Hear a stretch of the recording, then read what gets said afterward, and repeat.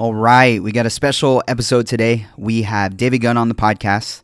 David is a passionate follower of Jesus Christ, and he has a mission of advancing God's kingdom. He is a son, a brother, a husband, a father of three, and an amazing friend. Every day he takes steps to better himself for his family and those around him. He's a business strategist and entrepreneur, stewarding his education, talents, and resources to maximize all of his investments. He's an amazing encourager, helping others grow and sharing everything that he's been blessed with, all for God's glory. I have personally known David for about 5 years now.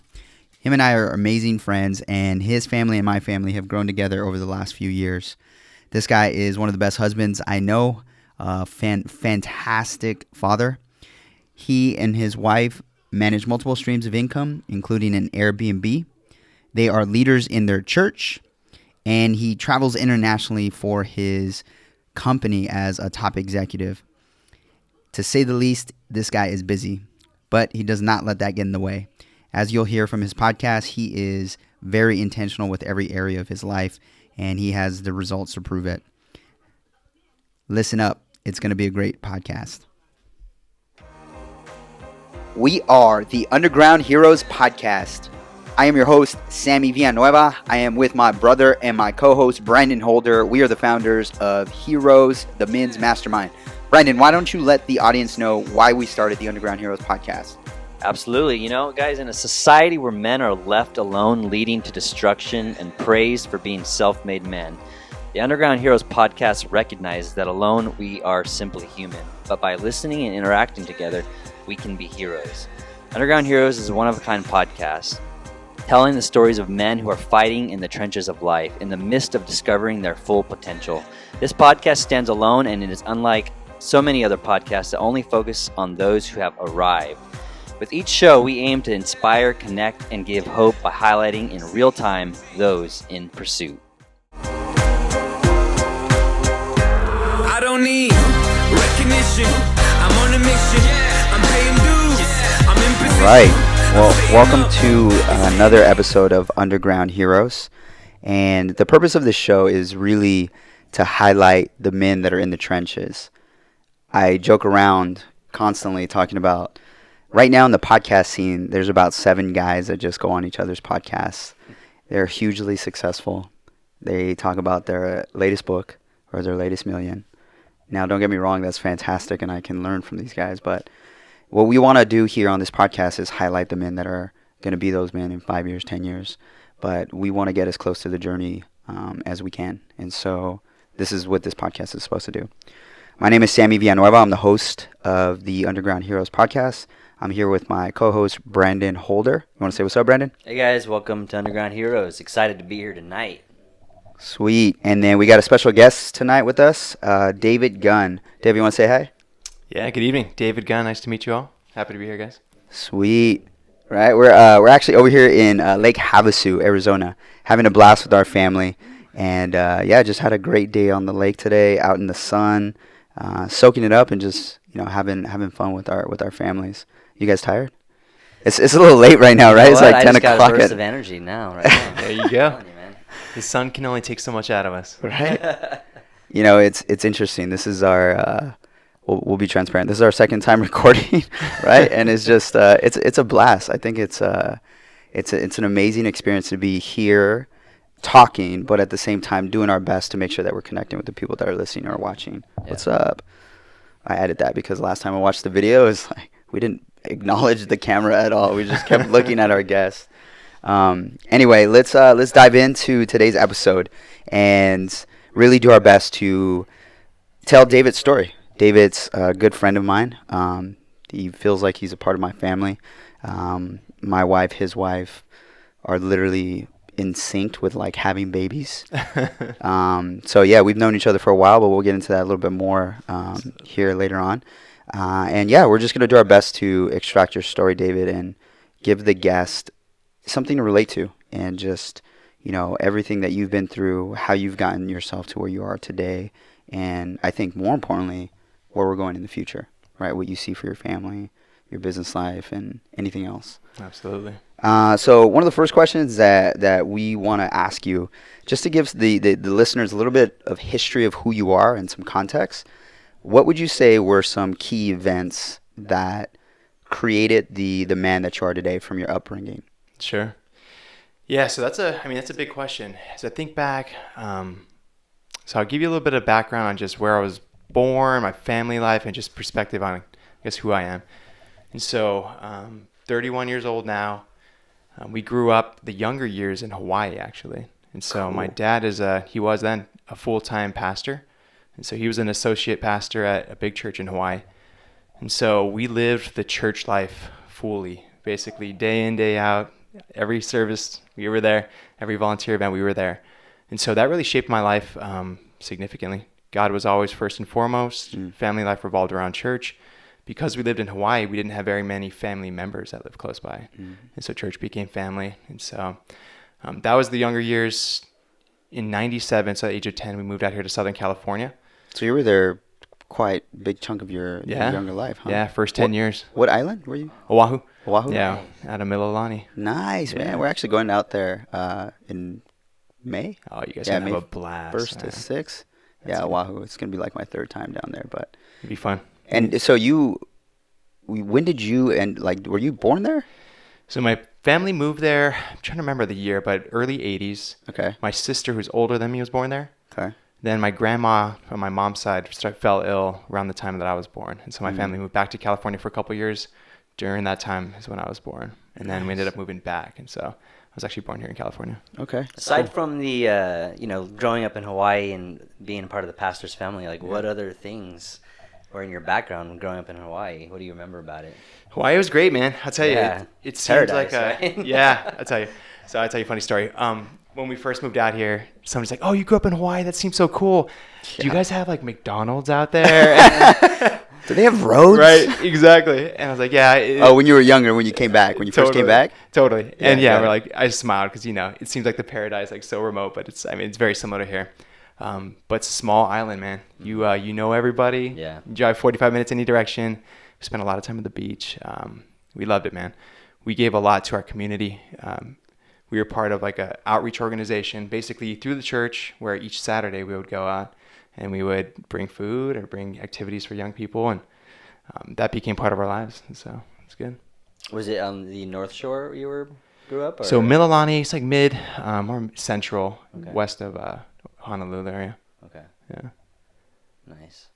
If you haven't been to Hawaii, it gets confusing with all the names there until you've toured the whole island, which is quite small, so you could do that very easily. That's it. It's good, man. We love it. We should figure out a way to get all of our podcasts recorded in Hawaii. That sounds fantastic. Right? I'm thinking so. We'll just have to buy a house there. There you go. Business expense. We'll talk through that later. So you come to the States or back to the mainland. Right. Right. 97, you said? Yeah, 10 years old, Okay. 5th grade. So, I mean, I guess I can dig into it a little bit. Yeah. But, just getting used to new school, understanding new people, you kind of got to just plant your flag on who you want to be. And I was thinking about this because it's just some of the conversations we've been having over the week. It's interesting in like having to kind of remake yourself in a ways. I was thinking about this, like a lot of people have this experience in college where like you get to college and for like the first time you can be like who the new person you want to be is, sure. right? And like I joke because one of my friends, he like came up with a new nickname. He just like started introducing himself as something different. And that became him. And I met him like a year after he started going to college. I'm like, okay, you're a new man. You're choosing who you want to be. And so starting here in California was interesting in that where nobody knew me. You kind of had to express who you were and plant your flag a little bit of this is the kind of person that you want to be or this kind of person you want to represent. Interesting. Yeah. And how did that work out with like being the new kid in school, like from this island? Yeah. And trying to find a new identity the whole time. Were you still in church and involved in church and everything like that? Still in church. So we actually moved out here to start a church. So my dad was an associate pastor in Hawaii. When we moved out here, he wanted to plant his own church. He felt led of God. And so we did. We started a church 20 years ago now. And so it wasn't until this last summer that we actually officially closed our doors. But that was the church that you came back, that your dad started. That's was right. the one that I've been to. That's right. That's okay. right. Yeah. But yeah, man, we're blessed, man. I touched a lot of people. God worked through us and my parents in many ways. So thankful for that experience. But yeah, very involved in church. That stayed part of the life. And so similar to church became like family for us. And so that's where we had a lot of our relationships. I think through the school stuff, like I was talking about, like planting your flag and all that. I think that for me personally, I've always lived a life of kind of doing the right thing. So growing up as pastors' kids, you have expectations placed on you of this is the way you act in Sunday school, these are the way you act in school, here are the type of grades that you get. And I think I've always pretty much met up to that expectation. And so that kind of continued, but it wasn't until later after high school and getting into college where I kind of had to, turn and make things for my own self and really start making decisions for myself. I think it's easy, at least it was for me, where people had expectations. I could live up to those expectations because of whatever skill set God had given me, but it wasn't until later in my life that I started like really making my own decisions as opposed to the decisions I thought other people wanted. Sure. And so it was interesting upbringing. Yeah, that's it. It's crazy that you say that because the whole time you're talking about, just growing up in the church, there's this stereotype out there, right? Like the pastor's kids, right? And PK, they call them. is that Preacher's kid. Oh, okay. But yeah, right? Like so they rebel, right? Sure. But you said for a long time that you were doing the right Let me ask, thing. did that come easy for you? You said you met that standard fairly well, I suppose. Did that come fairly easy, or were you just a very driven, motivated young child who grew up with, just the right, you were fed the right stuff and encouraged the right way, and like how was that? See, that's a really good question because oftentimes my initial response would be, yeah, it came easy to me, or yeah, it was easy to do, but not because of my own merit and not because of my own skill, but because of the way I was brought up. Susie, when we first my wife, when we first met, she met my brother and I, and she like made a couple observations like, wow, you guys are really good around other people, or wow, you guys are like confident in certain things. And it all goes back to the upbringing. Like I took it for granted until later in my life, but like my dad, he would introduce us to people that are like, higher up in the church and shake their hand, Right. sit down and respectfully, like those types of things all along the way. And then also just understanding who you are in God, that gives you a certain degree of confidence. And so, I don't know, it's a mixture of basically your question was around, did it come easy, or was it something that you were kind of spoon-fed, or something that had to be learned? Yeah. And I'd say I was blessed with an upbringing that enabled all of that. Yeah. In general, I think some of those things, because of the upbringing, started coming easy, and so Yeah. it was easy for me to coast, easy for me to meet expectations, and I think Kind of play the game. exactly, Yeah. exactly. Yeah. Well, I'm curious because I'm, you and I are both raising kids right now, Yeah. right? So if you had to, like, hindsight's 2020, if you had to pick out some of the things that your parents did or the upbringing that helped you be strong in those right steps, what do you think some of the things that your parents did that helped you with that? Sure. So I'd say first and foremost, without a question of a shadow of a doubt, God first. Okay. They put God first in every situation, from like a scraped knee before we would run for the medicine, we would pray for it. That's awesome. To every single challenge that we faced in college and high school, all those things. And so God first at the center of the family, that's the glue, man. And I think so often, even I'm tempted to, even Susie and I, in our efforts to be the best parents that we can possibly be, we lean on the world's wisdom, but often neglect what God said about it and the simple kind of truths that we know. And so God first at the center, he's the glue. Beyond that, man, I think one thing that we put in our family as like a staple is everybody loves everybody. Everybody puts everybody first. That's awesome. And so if I'm ever operating from a place of selfishness or self-motivation, or I'm going to get this for myself, it doesn't work. And I think one thing that God's blessed me with Susie has been, we do things with each other in mind first every single time. I can fully trust that Susie's motives are never self-driven. Yeah. She can fully trust that mine are the same. And so we work on instilling that in the kids, where if you put your sister first, if you put your father and your mother first, everybody else has got your back first too. And so you're never going to have to worry about being taken care of. Oh, man, that's so awesome. And I'm sure that was shown to you by example through your parents, right? Absolutely, man. It's a tough path or choice to make daily, right? Because we're human, and by instinct we choose us.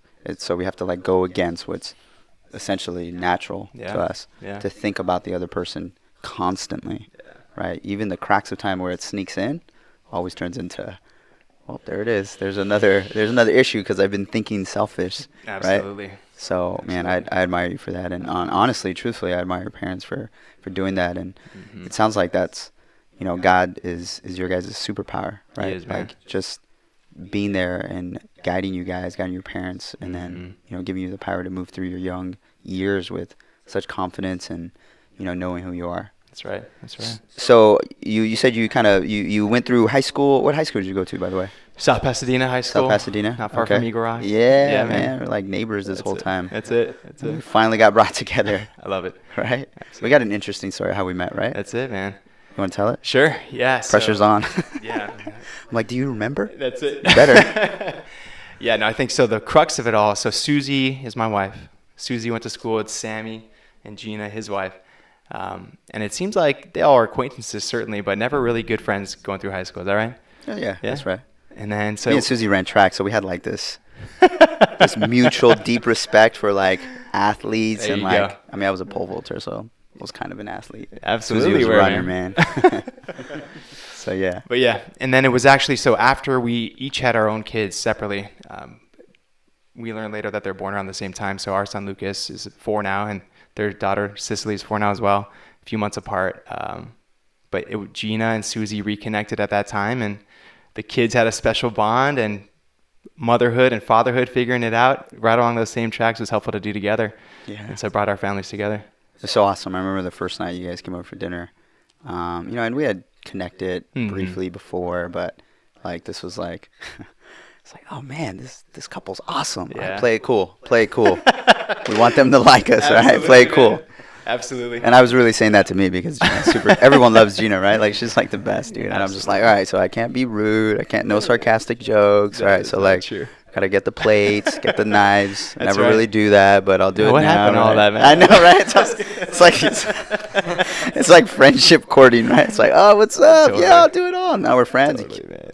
Now we Your made own him set up his forks. own microphone. I know, right? That's it. Heck yeah, dude. No, I'm Nah, thankful man. for you guys. I think one unique thing about your relationship, you guys also put God first in your relationship, and the way you guys choose to live your husband and wife life, the way you guys choose to raise your kids, the way you guys choose to live your entrepreneurial lives, very inspiring for us as well. And so a lot Appreciate of that, connections man. there, yeah. Appreciate that a lot, man. It's effort, every day, That's it, brother. man. And so it's great just being around other people who are in that effort or trying to perfect that effort. Yep, absolutely. And that's what I love about you and Susie. And you guys are constantly putting in the effort, right? And I think too many people out there are focused on the end result and determining their worth on that result and not really focusing on the effort. Sure. I know I can't control the results. I fail many times throughout the day. Yeah. But I know I can get up and try again. Right? That's it, man. That's it. So that's cool. Yeah. So you're South Pasadena High School. Yep. How's the high school years? I mean, Yeah, high school years were fine. Turning point, I think, for everybody, right? You're going through that adolescence, and it's interesting. I actually didn't drink any alcohol through high school. wow, man. I know it's uncommon, but yeah, so turning point, I think it's right. It depends what group of kids that you end up meeting up with and grouping up with, and thankfully I found a really good group of kids in high school. You were the good kid, man. You did a great job, dude. We made it through. We're going to pull his We made it through. transcripts, too, to see what the truth is, right? Yeah. He's like, no, I was a great kid. I didn't drink, but his grades were bad. No, I'm That's just it, kidding. that's it. I'm just kidding. Yeah, high school's one story, college is another. That might be a different. We're almost there, man. We're getting there. I'm like, let's get to the good stuff, bro. Stop fluffing us with all this That's it. rainbows and unicorns That's over it. here. Or as my daughter says, unicorn. Unicorns, yeah. Unicorns, there we go. Yeah, no, I'll tell you one thing that was impactful in high school. So in sophomore year, I joined a small business class, and it was an interesting. In high school? Yeah. What? It was like I think it was a trial at the time. Like Schwarzenegger was our governor at the time, and it had worked in a different school. And so they were like, cool. they had asked a certain number of schools to trial it out. And basically, instead of doing like coursework, we ran the student store for the school. What? It's like gym clothes and then like snacks and stuff during lunch and all that. So cool. And so that's what piqued my interest, I think, in business. And I got to see how finances work. I got to see how money was made. While the other kids were in class studying, we were actually making real money. And it came as the form of like a scholarship at the end of the year if we were profitable. What? And so, yeah, we got highlighted by the governor. They all actually came down, did a study on our Get school, outta like made here. it part of like a trial. But yeah, so for 3 years, like super involved in that. Super involved in So it was successful after the trial year? Yeah. And they brought it back? That's right. For That's right. Okay. So And all the way that's until you finished? Yeah, so that's a full How thing. cool is that? So What was South that Pasadena High program? School. Do they still have it? Do you know? I think they do. I gotta remember the name, so I will have to look back. But Man, that's it's a so. pretty I'm cool so thing. jealous. I think It's the only interesting, thing I man. ever got close to that was like one teacher in like my freshman year of high school was like, "Do you guys know what a checkbook is?" And I was like, and they're like, "All right, let's move on." I'm like, I was gonna say even that, man. "Yeah, Personal right." finance Just a class in high thought. She was school? just like, "No, I think it was like art class. I don't even know what it was interesting. for." Yeah, That's it so was- rare, definitely, to be able to join up with something like that. It's huge, man. It's huge. Well, that piqued your interest, right? And that I'm Mhm. imagining kind of set you down your career path, or Yeah, set the course. And so going into college, I knew I wanted to do business. Didn't know what field, specialty, what part. And so we're like, all right, let's just start with business administration, see where that leads us. And so we went to Azusa Pacific. That's where I met my wife. And so AP was a great school, man. God first is the theme, but Yeah. they've become fully accredited, pretty strong school. Yeah, Their it's a great business school's school. done well. But it was good. Found during college that I had a knack for analysis and finance. So emphasized in finance, and then ended up doing my graduate master's in business as well at APU. dude, that's awesome, Yeah. man. Yeah. That's great. Yeah, man. We were just down the street. I was at Laverne. Oh, nice. That's It's right. like the universe was like, "You guys should hang out." Absolutely, man. Our paths Come on, crossed so many Pasadena, times. Eagle Rock, Yeah. Azusa, Laverne. For real. Come on, man. Now we're here. It was meant to be. This is great, dude. You know, I got a question before we keep going. What would you say? Because I know for the audience and for myself, like men, and I've been studying men for a long time, and there's something that is always there in the upbringing or in the background, and many times I know, like the book Wild at Heart calls it the wound. What would you say is probably your most painful experience or moment through those early years of your life that's kind of crafted who you are today? That's a good question, man, and a hard one to answer. But I'll give you the real version. So I kind of was hinting around the area of like doing what other people expected. Sure. That's been a challenge, and I think that's probably the impetus of like that biggest struggle. And so when you're always doing what other people expect and always kind of holding yourself to a certain level of performance or expectations, or you get this type of grade, or you get this type of you behave a certain way, you A lot of treat pressure? your peers, a lot of pressure, and then also you become creating yourself in the form or in the mold of what you think other people expect you to be. And so I'd say my biggest struggle had been like basically like defining like who is David Gunn outside of outside influences. And so it was always easy for me to be like, thumbs up, this guy's cool. Hey, he's got a lot of friends. Hey, his family thinks he's great. He was the easy child for his parents. Like that's all fine. But then I started coming to a point, probably it was actually after college, where I'm like, man, like I'm just doing. It didn't feel right, or what was how did you notice this? Like what was going on? Everything just feels superficial. Okay. And so like, I mean, you guys probably felt it like a good example would be like a relationship, right? Yeah. You meet somebody, you feel like you hit it off, and like, man, we had a great night together, and like you're like, I don't know anything about that person. Like we didn't ask any real questions. Like you just have like that moment of just like you're together, you're going, but everything just seems like you're running, you're like Going skating through on the top of motions. ice. Yeah. Yeah. Going through the motions is a good way of putting it, but nothing deep, nothing tangible, nothing like real. Okay. Yeah. Okay. So you were in search for that. Yeah, so searching for that, we all kind of had our ups and downs, right? So on that search, I did what I was expected to do almost my entire life. And then it was like during college years, young, dumb, friends and I got a house together. And so we started going a little bit down like the party side, and, Sure. things got out of control for a while. Thank God nobody got hurt or died or in jail.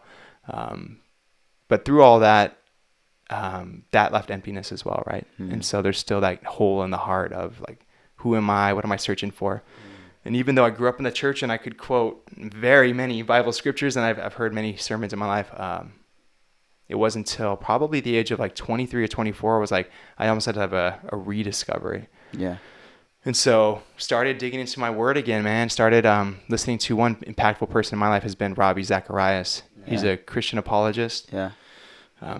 His vision for his life and his organization is basically to defend and to show how the gospel can relate in this the world today. Yeah. And so in the age of where science dominates and theology is frowned upon or not given as much substantial worth in the marketplace, he attacks it from many different angles, and he's got like very educated professors on his team and doctors of all these different types of things. And so anyway, his logic, and I think maybe it's just because that's what clicked with my brain, but starting from like the really simple things of how could this world be created by chance? Yeah. And like, let's start with, okay, is there a God or is there not a God? We'll get to who God is later, but like, Yeah. yes or no? Yeah. And so like things about like the complexity of human DNA or how unlikely this world could be, like the Big Bang Theory and all that, where the likelihood of a universe being created like this, it's impossible. Yeah, right. And I can't remember which scientist it was, but atheist guy, and he basically said, oh, it's Stephen Hawking. He basically was talking about the Christian or the world and the universe and said, it's almost a miracle. I love it. And this is the guy that's a proponent for the opposite, right? But basically, and so walking down that road, understanding the science and the logic behind it kind of reaffirmed my belief that there is a God for sure. And then doing a little self-study and analysis and taking account of all the different variables that could be of who is the real God? Is it Jesus Christ the real God? And so reaffirming in that. And so it wasn't until then that I was really, I feel, like reestablished, rebirthed, and kind of walking towards, all right, this is the man that I'm supposed to be in Christ. Not like you can walk towards that and you can even be a good Christian goer. You can be a good volunteer. You can be a good service agent. But all of that without having the true belief and all those things flowing out of love is for naught if it's not for you. That's awesome. Yeah. What was that process like? Because I'm thinking about essentially you finding your identity, your true identity, the true David Gunn. Yeah. Right? And so when you got this feeling, even after you experimented with some worldly things, partying, hanging out, doing the thing that college kids do. Right. Brandon and I went to college together. Yeah. We did a lot of that. Led us to headaches, bad grades, and nothing mentionable except for like a lot of wasted money, very right? Similar. I definitely can relate 100% with you on that. I had something just real quick. I wanted to see, so you grew up this Christian background, upbringing, doing what you're expected to do. What kind of, and then you did go into the party scene, but what kind of adversaries did you face when you came to this realization of who you were supposed to be in God? And like, who stood out as an adversary, if there was any? Maybe not a person, but I'd say so much depends on who you choose to be around with. And so I've realized very quickly that I could not, I was not strong enough in my faith and my newfound life that I could pull all my friends out of that lifestyle at the same time. And so I had to start separating myself. There you go. And so that was a big one as far as adversaries go. But I will give a lot of credit to my wife too. Not from the adversary's perspective, but just in this search. I was about to say, I hope not, bro. In this search, I started thinking, yes, motivation for like why find yourself or why kind of be the person you want to be, all that. But then also, what's the motivation every single day to keep going? And for me, sometimes doing it just for myself wasn't enough. And whether that's good or bad or whatever, that's just the reality for me. But when I got married to Susie, or even when we started dating, I just felt a new tug. And maybe it's because God put us, I'm sure it's because God put us together for a reason. But I felt a new tug to be, I need to be the man that she needs me to be. And then now with the kids, I need to be the man that they need me to be. And so it's a little bit of just, that's the, I guess the impetus was, David, you need to find yourself in God. After that, it's these guys gave me the motivation and the drive to do it every day. And so I'm thankful. Would you say that's been one of the most defining moments in your life then? Absolutely. The marriage and then... Absolutely. Okay. Well, tell us the story of how you met Susie. Let's dive deeper into that. Let's bring Susie onto the podcast. There you go. You should, man. She's pretty interesting. So yeah, we met in college. We were always mutual friends. I think at least one of us was always busy in another relationship, doing who knows what. Getting ready for each other. That's right. Yeah. And God was preparing our steps all along. We had no idea. And so, yeah, actually we had no romantical like flings or anything like that, or even just thoughts during college. And so we were just friends. A few years out of college, mutual friend got married. He had his big wedding. Love was definitely in the air. And so we kind of reunited and kicked it off from there and started dating. And nice. Yeah. Who went after who? Come on, David, give us the I hunted her juicy down stuff. and I attacked. So you were the chaser. Okay, cool. Absolutely. I was like, I hope he doesn't say Susie was, because we're gonna have to prove. We're gonna have to get the real truth, man. Absolutely. There's definitely a little bit of both. Man. For sure. But yeah, I'm a lucky man. That's cool, man. Was your mindset like in the right path, would you say, when you're on that track to meeting Susie and then coming together and doing that, or were you still kind of messed up a little? Yeah. We met at a really interesting time. So still flirting with that line for sure. And so both of our lives were not where they needed to be 100%. Okay. I think we both felt certainly a calling to do more, to be more and all that. Awesome. And so that was also part of the success, right? Like making your way out of that or making your way into what God has for you or what you feel like your life needs to be. you need a partner in crime. Yeah. And so we kind of did it together, man. We absolutely did it together. That's So beautiful. I'm thankful for that too. Awesome. Yeah.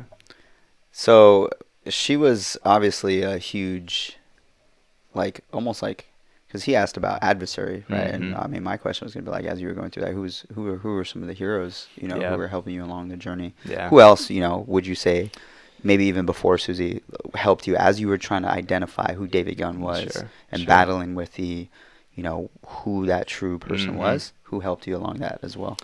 So my dad for sure. Oh, really? Okay. So I Oh, got wow. a ton of respect for my dad. He, I shake my head sometimes. I think about how many lives he's impacted as a person, and I can only aspire to do the same. But he was always there, man. And one thing I'm really thankful for the Heroes group is just the focus on men, the focus on masculinity, the focus on fatherhood. I consider myself so blessed to have a real dad. Yeah. Dad that's not afraid to hug you, kiss you, love you. That's great, Show you man. affection, but then also, you know, be the man, teach you what to do, teach you how to compete, teach you how to fight, Yeah. teach you how to pursue. And so my dad was there all along the way. And I think that during that time, it was hard because I wasn't super open with him just Okay. because, you know, he's dad. Yeah, yeah. But he always showed me the light. He always welcomed me back in. Even there are things, you know, mom doesn't have to know about this, but let's talk. Sure. Or, you know, like, hey, I see what's going on. We don't have to talk about it completely, but you know what you're doing is not Was right. there? Just- You probably don't know if there was an extra layer because all you knew was your dad. Sure. But I'm imagining like, was there an extra layer of like fear to be transparent because of Absolutely, man. like I mean him being a pastor, right? Yeah. It's not like even just like dad. It's sure. like Yeah. I'm holding you to like a higher standard Absolutely. like all the time, right? Absolutely. So I would imagine as a young Yeah. teenage kid or even in college years, like, ugh, I don't know if I can tell you this. 100%. Actually, now that you say it, that's a different realization I've never really had before. It's just, so yes, 100%. Unfortunately, we hid everything from my parents. And that was tough. That's just the way we operated. It was not good. And I hope to create a different relationship for our kids, but that's just the nature of it. I'm sure it came from a great place in your heart, though, right? Absolutely. Like, I mean, you don't want to hurt their feelings or like Sure. mess up the image of the Yeah. children, right? Like, Totally. It's so interesting. I mean, it's a battle, though, right? We're still human, figuring it out. That's it. And I'm That's sure it. your parents were doing your best. You were doing your best as a Yeah. young kid, and Yeah. man, it obviously worked out because Yeah. you're an amazing man now. Thanks, You're a great man. dad. You're a great husband. You're Appreciate it, fantastic in your business, your career, and so whatever the equation was, man, I appreciate you and that. God worked it out, brother. Amen. Yeah, heck yeah, dude. Yeah. So, you know, as you met Susie in college, and how long after before you guys like got married? Like, what was the? Let's see. So we started dating in 2009. We got married in 2013. So 5 years. So we dated for two and a half years, and then we were engaged for 3 years, and we got married in 2013. Nice, man. Yeah, man. So you guys have been married.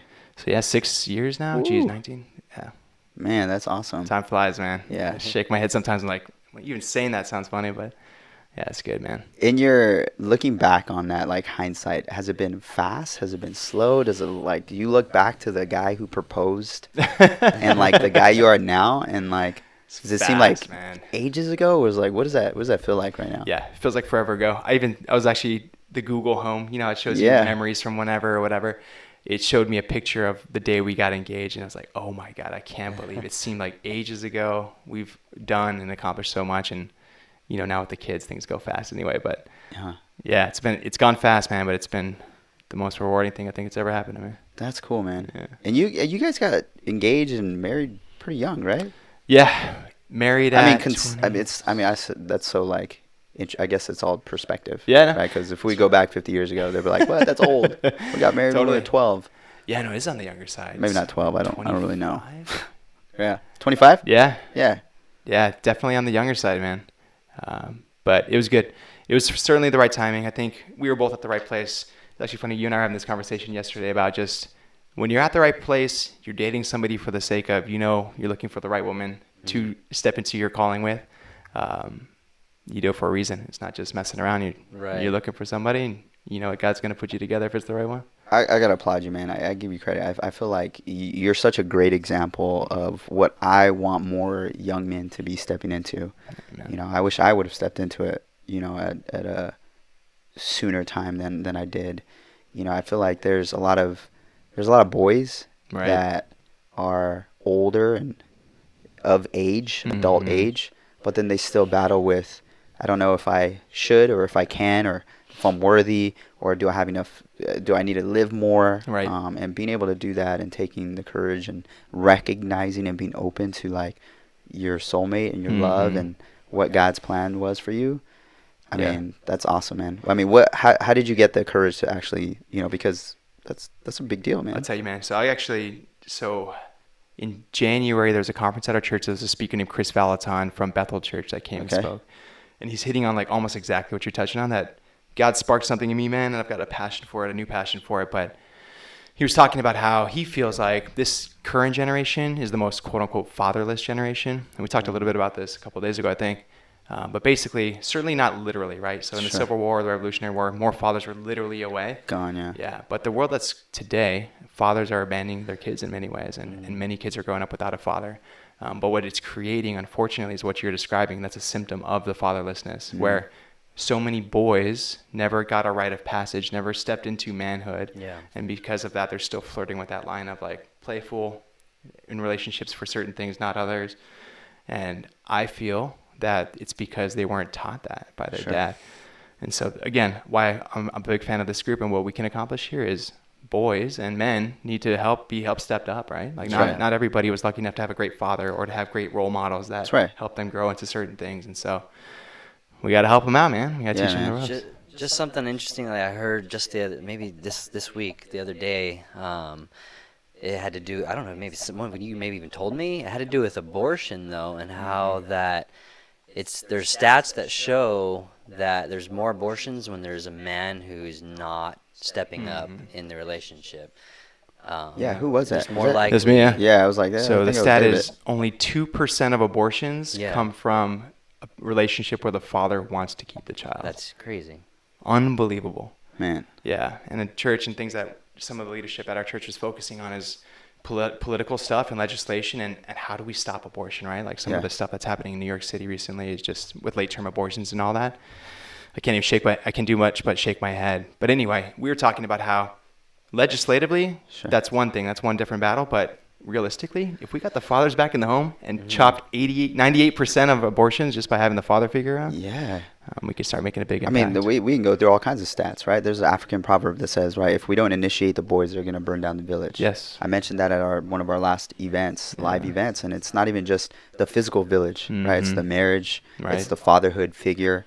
Yeah. If they're not initiated into what that role is and what that role calls them to be, they could burn down that entire situation. Agreed. So, it leads me to my next question. As you are identifying who you are, David Gunn, this amazing guiding light, Susie comes into your life. You are called to be a bigger man, a step and rise to the occasion as a husband.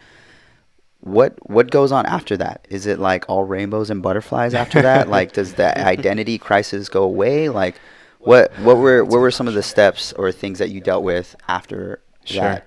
Yeah, it's a good question. So I think the biggest question was solved for me personally, David Gunn, I knew that Jesus Christ is my Lord and Savior and that my identity and who I am is in him. And so for sure, hiccups along the way. I mean, hiccups every day, man, like today. But knowing that that's your foundation and being so sure for yourself and not so sure for anybody else, that's the ultimate fallback, where hiccups, road bumps, or whatever you want to call it along the way, you know where to fall back. And so I'm thankful for that. Man, that's awesome. Yeah. And just, I'm trying to get practical here, like steps, right? Because I'm thinking about if I was listening to this and I was like 19, 20, even in college and dealing with the same thing, and I know a lot of men go through it. I went through it. Where I'm like, I don't know who I am. Am I supposed to be this wild, crazy, just do what I can guy, or am I supposed to be this businessman? Am I supposed to be like, what are the path? So what were some of the practical things that you did to aid you in that journey, right? So you said you dove into the Word, into the Bible. Absolutely. And then what were some other things that helped you get courage to continue to take action, the right step in finding out who you were? Yeah, good question too. So get wisdom. So I started reading a lot. That's like hashtag or like a shirt right there, man. That's it right there, man. Just like heroes on the front and then like hashtag get wisdom on the back. I believe that's in the Bible, actually. That's right. That's right, dude. That's right. Get that wisdom, all day, man. get understanding. That's it. Absolutely. I'm trying to remember the exact quote so I don't butcher it, but basically it was something like value intellect and knowledge and what you can learn, but never at the expense of experience. And so the intent was basically, yes, learn, yes, read, all that, but you got to get around people that have done it before. You got to respect the people that have walked that path before. And I think for myself, I'd overcome a little bit of pride. I think, I've always done fine in school. I've always been relatively successful in my workplace. But I had to get out of my own head and get out of my own way. My way was not the best way always. And very quickly, you start getting into higher level positions and stepping into things, and you're like, okay, I literally have no idea what I'm doing. And so let me learn, and got to put people along your path. You got to be intentional about it. Feel like I'm plugging heroes all night, but dude, it is real, man. If you get yourself around people that are like-minded or that are trying to grow as well, you will grow. And I think the same was true. I told you about how I had to just kind of detach myself from certain groups of friends where they were pulling me down. It's who you hang around with that you're going to end up being like. Yeah. How was it disengaging with those friends? Because I know I struggled with that a lot. Yeah. And it was one of the hardest things to do. And, there's a couple different paths. You can just like ninja vanish on them and not talk to them, right? Which is like, I would say the easy path. Right. Right. Or you can confront and be transparent and honest. Yeah. Right. I don't know. What were some of the ways that you did it? So initially it was just the vanish. Just like, I can't be here because if I'm here, I'm just going to fall right back into it. Sure. But it wasn't until recently where I had made certain decisions in my own life where I'm just choosing not to drink anymore. Or I'm choosing not to do certain things anymore. Yeah. You start making those decisions. And at that point, I felt like I was no longer a risk, right? And so like if I went back into certain situations, I already had certain boundaries and principles I'd set up in my own life that I knew I wouldn't cross. But I'd say you got to be strong enough in whatever it is, right? Got it. Yeah. Yeah. That's cool. How is it making those decisions, by the way? Like, what feedback or experience can you give when? Yeah. Long and It's painful. tough, right? Yeah. It's tough when Totally. you're in it, but when you look back at it, that was an easy decision. Absolutely. But like, no, not really. Yeah. How is that struggle? Yeah, so How long is and that? painful, man. I'll tell you, it's a roller coaster. I think for a long time I knew what I needed to do. Like a perfect example of smoking, right? Of all stupid things. But cigarettes, and you give it up for vaping, and you stop vaping for a while, and then you start vaping again, and then you start going back to cigarettes because you're trying to cut vaping. It's a silly example, but for those who've done it, can relate for sure. But I feel like that was my struggle in getting out of that lifestyle and getting into what I knew was right. It's just ups and downs, and it's painful and it's long, but I think at the final minute, like when you finally make the decision, for me, 100% mind over matter. Nicotine addiction is real, alcohol addiction is real, so I'm not saying anything about that, but what I will say for me, it was basically when I finally came to that point where I was choosing to be 100% done and just decided not to go back. Nice. Yeah. You were the person who didn't do that. It sounds like you changed the identity, like Yeah. who you were. Right. You were the person I was who going to didn't say do something that. about that too. Exactly. It's like I've heard this said before, like never stop discovering who you are, because if at that point you thought you knew who you were, then that was where it would have ended. Sure. So really, we're kind of constantly like figuring out who we are, and we should never stop because we're always growing and becoming more of this person who God has created us to That's be. right. That's essentially, if you're following that path, if you have that foundation, Yeah. I mean, even if you're not following principles of God or whatever, never stop figuring out who you are. Just keep learning, growing, challenging yourself, overcoming fears, making decisions, essentially. Yeah. Right, deciding to act and be 100% committed, as he said when he was making that decision. That's huge. Make 100% commitment to the decision, and don't fall back. That's right. Yeah. You're a pretty Awesome. disciplined guy, though. I mean, what would you give as far as like tips for like being disciplined once you make that decision? Like, just Replace whatever you were doing with something good. got it. Yeah. Okay, Yeah. that's good. Yeah, man. Seriously. Well, we got to record it, man. Yeah, right. We'll just watch it 100 times and be like, all right, David, Yeah. man, he's teaching us. No, hey man, we all go through it Hashtag somewhere, get right? wisdom, man. No, man, I learn from you every day, man. So I can't take too much credit. I will have to say I have definitely appreciated spending this week with you and learning and growing, and like Likewise. definitely when I decide to step into that husband role, fatherhood role, I'm going to be looking to you for some guidance. Huge. course, Yeah, man. Heck yeah, dude. Yep. And once I decide to start drinking kombucha and doing acupuncture at night, I'll be reaching out. Heck yeah, I dude. got you there, man. You do, man. Essential oils. I mean, whatever you need, man. Straight. Don't panic. It's organic, dude. That's Brandon's tagline right there, There's bro. another hashtag for it. Dude, man, Let's get that's back to this guy. right. That's right. Hey, when We're you're interviewing him, can I be the co-host? Yeah, exactly. For sure, dude. I think we'll have multiple co-hosts, man. That'd be That's it. awesome, dude. That's it. Nah, man. I think the next chapter I want to dive into and like really explore is you're succeeding like exceptionally, in my opinion, Yeah, in your definitely. career. Thanks, man. I mean, but not only that. I mean, because people just be like, "Oh yeah, I'm making money and I'm doing great," Mm-hmm. but you're doing a fantastic job at home too. I appreciate And that. I think honestly that should be awarded, recognized, called out. Mm-hmm. But I think for the listeners, I think I want to make sure that you highlight maybe how that happened. Sure. So yeah, maybe if you can walk us through where you started on your career path, Sure. and then how you got to where you are now. Yeah, sure. So graduated college, studied business. I was working at Citibank for a while, and so that was through college. I always had this knack for finance. That was good. Yeah. After I worked at Citibank, I worked at a law firm. It was a collections law firm. Oh man. Yeah, it was interesting. Wait, what years were these? You could have had an inside connect. I'm like, oh man, hold on, let me think back here. I remember you getting phone calls. That's like right. Like you said, man, our paths were going to cross one way or another, right? It's meant to be. The debt was for connection That's it. to a friend of mine. Okay. No. And so I started working there. I was actually running their accounting department after school, which was fine. It was a small business. But then I started helping them take a look at their incoming debts. They had many different, like imagine like Bank of America debts, we were buying, Discover debts, all these different companies they were buying. Some of them had higher likelihood of being collected on. Some had higher percentages that the client would or wouldn't accept. Some of them had higher connect rates, easier to find the debtor. There's all these different variables. And for some reason, my brain just started like looking at things a little bit differently. Are Choosing you Neo? Like the Matrix? I wish, Right, man. man. It's like, God, I wish.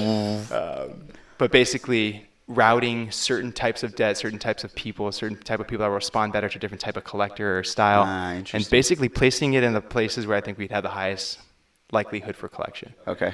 And so my brain always kind of just was wired that way. Basically, how do I maximize my opportunity based on the variables that I have incoming and then the people that I have making calls? And so Yeah. whether salespeople, collectors, whatever.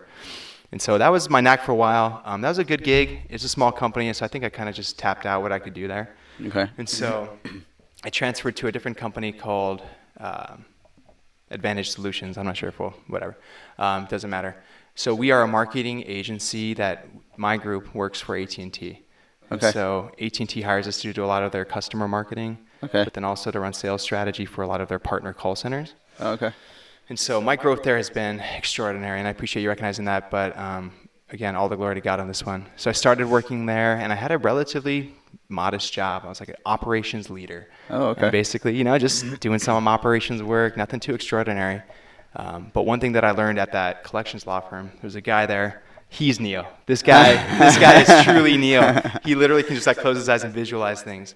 But he taught me something that always stuck with me. Basically, he always used to say, "There's always a way." There's always a way. And so I'd be thinking, like, man, I wish there was a way to like crash this data set with this, or I wish there was a way to sort this by that. He's like, there's always a way. And so you'd like, first look it up on YouTube. If you can't figure it out, seriously, dude, that's why I love YouTube too. I love it, dude. If you can't figure it out, come talk to me. And like, he Yeah. would always make time for me to just come up with solutions for like what might be. And he was like your direct leader, or was he like a little bit? No, he was like a guy, Neo, in the IT department that we just hit it off. Interesting. Probably the most unlikely guy ever too, as far as his personality and like who he would be, but just sharp, and I could tell, and I thought he could help me, and we ended up being friends for it. But yeah, there's always a way. And so anyway, I took that mentality into Advantage and basically grew very quickly, thankfully. So my mind, as far as like strategy and routing, all that stuff I was telling you about for the collections law firm, Yeah. applied well to the work that I was doing here, and got promoted quickly. I mean, there's a handful of variables, but a lot of favor. People I feel like were placed in that role to help promote me. And yeah, and so promotion, a few different promotions later. I've been there now, God, man, 8 years. 8 years. That's awesome. And now run a pretty significant team. Yeah. And so it's been a journey, man, but it's been good. That's so cool, man. And dealing with all this, obviously, because you're married and Yeah. now you have kids, and like I said, I think you've, in my opinion or perspective, it's like you fought for what you have now, right? Because in the corporate world, they don't necessarily. They want you to almost ignore the family piece, right? They want you to come in and give everything that you have literally to the job. Yeah. And so for you to have, you know, a flexible schedule, have an office at the office, but being able to work at your home office, like what was, and still being able to like be at a high level and then still come home and be a fantastic husband and father? Like, what's that been like? And like, how are you doing that, man? That's like superhuman, brother. Yeah, it is. No, so I'd say first and foremost, you gotta. This is what I tell every employee that I interview or as in like training them. You gotta kick ass and take names. Yeah. Ass, whatever, but it sticks out in people's heads because you're not expecting somebody to say that, right? So kick ass and take names. So basically, in my first gig, even though my role was this, my expectations were that, always above and beyond. Nice. Always putting in more effort than everybody else. Always working when people aren't expecting you to. And I think the first step in getting that freedom, getting that flexibility, and kind of how you want to do things on your terms is you got to operate at a high level to earn the trust, right? And so if I'm putting in time over the weekends and was like, what's David doing on a Sunday night, right? You do that every single week for 2 years. All of a sudden people are like, this guy doesn't stop working. You need a couple of days off. All of a sudden that's fine. But over time you build up a layer of trust and a layer of just, here's the quality of work. Here's the quantity of work output. That's right. And then the flexibility comes. And so work hard. So kick ass and take names. I'd also say, that I was blessed, and I'm sure that everybody can find it, but with exceptional leadership that prioritizes those types of things. And I think similar to your story, that's not always the case when you first start. Yeah. My leader today is not a big fan of people working from home. In fact, many of the teams in our office they come in every single day. My team, we work from home a couple days a week at least, and I'm a big proponent of that work style, and I think I get more out of my employees and myself out of that, certainly. But you got to show based on the quality and the quantity of the work. Yep. And then that speaks volumes. So you put in a lot of work in this career path. It seems like you put in a lot of hours. What things did you have to maybe give up that maybe? It's a good question. Yeah, it is a good question. So initially, Or what things maybe got neglected that maybe you wish you would have maybe kept up even? sure. 'Cause I remember you're part of the men's group that we do. We do Yeah. live events and whatnot and Zoom calls. And I remember talking with you. And I remember you just kind of you're very transparent. That's one thing I love about David is he's just very vulnerable and transparent with what he's going through in life. And that's very relatable because a lot of other people can be going through a lot of the same things. And I remember you just telling me trusting in God, maybe that kind of went away a little bit. I mean, if that's something that was, but go ahead. Yeah, I'll say that slipped. And then, Sammy, you're giving me props a second to go for the family stuff, but even that slipped too, man. That's a very conscious choice. So I'd say, it's been over a year now. So about a year and a half ago, I stepped into a new position at work that required me to travel more. And I think this is a good example of when you're going all in on something. Yeah. Sometimes other things slip up a little bit. And so I felt like I needed to establish myself because I didn't even apply for this job. This is, again, favor, where they said, hey, David, we want you to step into this role. And I'm shaking my head like, guys, this is seemingly out of my league, right? And it's going to require travel, which was okay with me. My wife and I, we talked about it. It was going to be different, but it was something that we both felt like this is the right move to make. And career-wise, it was certainly the right move to make. And so through that, I started traveling, especially at the onset, 3 times per month. So Monday through Friday, 3 weeks out of 4. It was very, very challenging. My wife had to go through a significant transition with 2 young kids at the time as well. And so it was different, man. And through that, trying to find the balance, it was growth and it was pain for both of us. Yeah. And I think that one thing that always resounds to me, so I'd mentioned we work for a marketing agency that works for AT&T. The AT&T sponsor, so he's a VP over at AT&T, he pulled me aside, and this was the guy that basically said, David, I want you in this position. And he said, traveling is going to be very hard. This new role, while you're trying to figure it out, is going to be very hard. Yeah. He's like, but when you're on the road, be on the road. He's like, when you're home, give 100% to your family. Yeah, buddy. He's like, don't care how tired you are. You got back on Friday night at midnight. You better wake up at 6 o'clock in the morning on Saturday morning and be there for your kids. Yes, sir. And you better We have gotta a get that plan guy in on the place. podcast, man. Absolutely, man. That's rare, dude. It is rare. That's It rare. is rare. It's like the flip side.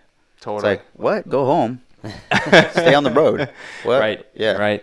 But yeah, so he's a man who's operated the same way where he's had to maintain a family. He's had to live the life. It's challenging, right? And so he basically said, there's going to be times, like over the weekend you work, that's fine. But basically, when you're with your family, be 100% with your family. Yeah, man. Try not to be flipping the phone around. Try not to be, just be all in wherever you're at. And so I guess that's another one. That's I think there was a podcast, I'll have to look back at the name that I was listening to recently, but he was talking about how everybody's chasing this like ever elusive like balance, like this word of like balance. And he basically said, I think F balance, but basically it's like get your attention, right? Like Yeah, I've F heard balance. that. And he's Yeah. like, you have to be all in on whatever you want to be. If That's you're going to right. be successful in your family, you got to be all in on your family. If you're going to be successful at work, same deal. Yeah, we heard something over this past weekend. We were at a seminar, and one of the extremely successful individuals that was hosting the seminar, he said there's no true balance. Yeah. There's seasons of imbalance. Right. Right. And so it's interesting because I think the question that I have for you is, how did you prep for that, or did you know that you had to prep for that, and then when you were in it, how did you deal with it? Right. Yeah, certainly not enough prep. Okay. In hindsight, everything's hindsight, right? I would have done more. But you got to be on the same page as your spouse. Like, this is as challenging it is for me on the road and trying to take on this new role as challenging as it's going to be for her at home Yeah. with the kids. And so prep wise, we talked about it. We decided together. And so that's step one. Like, we should all do that, right? But make sure you're on the same page. It's not a unilateral decision ever. Yeah. That's one thing I think that's a principle of our lives. But basically, I don't make a call on my career, even if it's just like quote unquote impacting me. Like, everything I do impacts the family. Everything she does impacts the family. And so we work together. And so I lost my train of thought a little bit. Remind me of the question? Yeah, so no, that was just like, so prep for the Oh, that's right. imbalance, and then like when you're in it, like how are you, maybe the Yeah. times that you didn't prep totally, Totally. like how did you deal with the Yeah. seasonal imbalance? Yeah. Lay the groundwork for grace. Man, that's great, bro. And actually, that's funny. That's because that's popped up a couple of times. It's almost like a recurring theme. But if you live your life at a certain level, if you hold your wife at a certain level, if you hold your family at a certain level, day in, day out, when those periods of imbalance come, Okay. and the torment comes that you're certainly not prepped for, you get grace. Your family leans in to help your wife. Your wife is like, you know what? I know it's going to be really challenging this week, but like, you got my blessing, go, like, do it. I'm supporting you, and like, not complaining every time you get on the phone. Like, it's hard for her too, but she chooses to do it. But it's all about the prep. And the same thing, it relates back, I would mention the theme, to like work. Why do I have flexibility now? Why do I have what I have now? It's just, I laid the groundwork, man. If you perform day in, day out, if you stay consistent day in, day out, when the tumultuous times come or when the requests for favor come, like, you have grace going to pent up. That's great. I think Yeah. that's such a great visual. Lay the That is. groundwork for grace. Yeah. Is that what you said exactly? Yeah, I think so. That's it's fantastic because just like you did it at work in the career space, and that hard work up front, you said it, Right. created trust. Right. Right, and it created this trust that you now have with your leaders, your employer, to allow you to stretch and work, remotely. Yeah. Same thing at home, right? You lay the groundwork for the times that you are going to be seasonally imbalanced. Right. Right. So I think that's a man. huge tip, man. It is huge. It is huge. David, you're definitely someone who lives by priorities. So I think someone who would go into that and put in this hard work in their career, but maybe didn't have the right priorities, could then just get kind of lost and Yeah. caught up, right? Absolutely. How important are priorities in your life that Yeah, you it's huge, man. Got it. to have So as that yeah, foundation? family. So God first, family second, work and everything else comes after that. And so priorities are it, man. The moment, I think for me personally, the moment any of that gets out of disarray, things start falling apart. I'll give you an example. So even with the family, I think that this is an interesting one to talk about because the words basically say, everybody's like, family first, love your wife, love your kids. Right. And it's like, absolutely, right? Like, what could be more important than that? I think we have to be careful with that because, so again, biblical principle, but it's got a lot of relevant examples here just in the secular world as well. But Yeah. if you put anything before God, you might be creating that as an idol. And so when I say that, basically is if I invested all of my energy and all of my love and attention to my wife and kids, which seemingly is a good thing, right? Where Sure. in every book that you read, you'll probably see most of them saying, yeah, it's the first thing first, Yeah. But if I don't have my relationship with God right, then things are breaking down at home because I can't be the leader that Susie needs me to be, or I can't be the father that Lucas needs me to be. Even though I'm trying to invest all of my energy into them, like I'm not the man I need to be because I don't have that foundation set. Yeah. And the same thing goes as you get down that order of priorities, right? If I'm not taking care of my home, but I'm trying to be super successful at work, guess what? I'm breaking down because I've got Susie on the other line. She's challenged with this, or I'm like, Yeah. Lucas is getting in trouble at school with this over there, or I can't focus on that. And so Sure. priorities, man. Do you have some outside source of foundation that you a good word. get energy and get Yeah. renewed Absolutely, from man. and get revived so you can be Absolutely. what you need Totally. to be? Absolutely. That's huge. Yeah, I was gonna say that. I was like, all the others are priority. The top one is your source. Yep. Right. That's where you get everything to pour into your right. priorities. Right. And man, that's That's critical. I think that's amazing. And I think being diligent in it as well, recognizing it and then moving through it with action. Because Amen to that. I heard someone say anyone can say what their priorities are, Yeah. right? But there's a couple key It's factors almost that cliche. that'll identify it. That's It's like show me your calendar, Right. Time, show me your money. bank statement, Yeah. Yeah. and then show me who you hang out with. Yeah. Right? All of those will be totally revealing to what your actual priorities are. Yeah. 100%. I did that inventory a while ago, and it was like, oh man, We all have to. right? Absolutely. Because you could do the interview answer and be like, oh yeah, God, family, and work. But it's You're real like, when you look at the schedule, right? Or it's Why is real. there so much money being spent out, hanging out and drinking and just losing life, right? So, Yeah. man, it's awesome that you have them and that I see it firsthand, that I you appreciate move that, through man. them and you live in them day in and day out, man. Thanks, man. It's Kudos to you, kind. brother. I got a big question for you, man, because this is one of the most exciting parts of the podcast interview, and I'm having a blast, by the way, man. I feel like I can keep going for like I know. Totally. What time are we hours. at? David's like, wait, hold on, I gotta go to sleep, man, dude. as long as It's you need 11 it. o'clock in Lake Havasu, man. After a long boat ride and not even just today. We've been here since All week, Monday. Monday. That's right. That's right. Just this is the way it should be, We're blessed, man. right? Absolutely. Man, just we were laying out on the out by the pool today. Yeah. I was like, this is what we got to figure this out. Mm-hmm. We got to hit the cash flow That's it. button That's it. so that money's flowing in as we're soaking up sun over here in There Lake you Havasu, go. man. So that we can rent that pontoon or maybe buy one. There you go. But anyway, the question is, I mean, life is you're in the trenches right now, right? You're Right. balancing your career, you're balancing being a husband, Mm-hmm. a father, and none of those are mediocre, Sure. right? You're exceptional in every single one of those, man. Oh, thanks. And where is David Gunn gonna be? Where's your family gonna be? Where's your dream set out 5 years, 10 years from now? And what does that look like? What does the journey look like? Sure. And then what does that destination look like as well? Yeah. And we're gonna hold you accountable too. we'll record another episode in 5 years. By and the we're way, like, yo. this doesn't get you out of doing the 5-year plan. That's right. This doesn't count. You can't use this video. I'll tell you. Yeah, exactly what I'm going to do, by the way. I'm teasing. No, so for those of you guys that don't know, so as the Heroes group, Brandon and Sammy challenged us to put together like an actual 5-year plan, like where do you want to be in 5 years, right? And actually put some structure to it. And so actually from that, it's prompting a lot of questions, man, because personally I've not Awesome. planned that far out. Questions are great. Yeah, which is good, which is certainly good. But as far as end goal, man, we are also on the search for financial freedom, looking to be job optional, all those types of things that, I wouldn't even call them cliche. It's just what some people are hunting for. And so we've had our hands just dabbling some in real estate. I think that is looking to grow. We feel a calling on our life to take back the land. Yeah. But also, yeah, that's a pretty awesome source of just cash flow, but then also longer term investments. And so we'll be stepping more into that shortly here, which I'm excited for. I need to put some goals on paper though. Yeah, because brother. it's Heck one of yeah. those things that can float out there and be like, Yeah. yeah, we're gonna get our next property soon. It's like, well, when soon? You already have a couple of properties, right? Yeah, we're Yeah. They blessed. say it will float, definitely, if you don't get it down. That's right. That's Yeah. right, man. That's right. And so, yeah, we're blessed today as well. But yeah, continuing down that hunt, I think what you were saying today, man, just about being able to sit in the pool. We were talking some business, talking some personal, but that's it, man. If you can find a way to employ yourself so that you can be fully present in what you think that the priorities are for your own life, I think that can be the end goal for most people, right?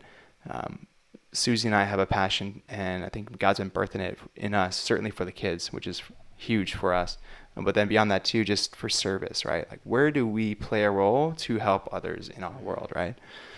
And so small things, I'm not going to even talk about them because I feel like when you talk too much about this stuff, it just takes away from the reward of it all. But we're doing micro steps. We're trying to become generous in ways that we haven't been generous before. And so we are already taking steps in that. And one thing, this is getting away from the 5-year plan a little bit, but basically for us, and I think for others, you can think that I'll be generous when, or I'll be selfless when. And you have this idea of like, yeah, man, like once I'm making big bucks, I'm going to be doing like tens of thousands of dollars to this charity. I'm going to be like opening up this, and I'm going to be doing that. And for us, we've got a new realization this last couple months of, you've got something now, like do something with what you got. Like God's taking care of you now, like do something with what you got. And so hey man, we've chosen to be what God I think has called us to be is basically benefactors. Where we talked to some about this, but basically, how are we stewarding our own resources and our time and our relationships and our talents and our businesses to motivate others, to help others, to advance God's kingdom here on earth? It's great questions to ask yourselves, man. Yeah, and so starting small, man, and that was, I guess, the whole point of what I was trying to get at was, for me and for Susie and I, we finally stepped into like, let's stop talking or thinking about tomorrow. It's not going to be in our 5-year plan once we're making $2 million a year that we can do X, Y, and Z. It's what can you do today? How are we investing today? And so that will also open up doors into what we're looking to do. So the 5-year plan, I tell you what, in I guess it's 3 weeks and about 6-7 days now, I will have my full 5-year plan stepped out and broken out. But today it's the financial goals. Real estate is probably going to be our primary avenue to get there, but I'm not going to sit in a box. I'll be open to other things as well. And then also investing into the kids and the family and the wife, man, that's most important. That's awesome, man. It would be what year? So we're at 2019, so it'll be 2024. 2024. Right. You're Lucas, who's 4 now. It's going to be 9. Mia's 2. She's going to be first grader, 7 years old. Oh my gosh, I couldn't even say that right now. He's got a third one. What? That's right. On the way. Number 3 on the way. That's nuts, man. That just blows my mind, right? And you'll be coming up on, you're past your 10-year, you'll be 11 years married. How many kids do you want, by the way? We'll see, man. Susie and I we were set on 2.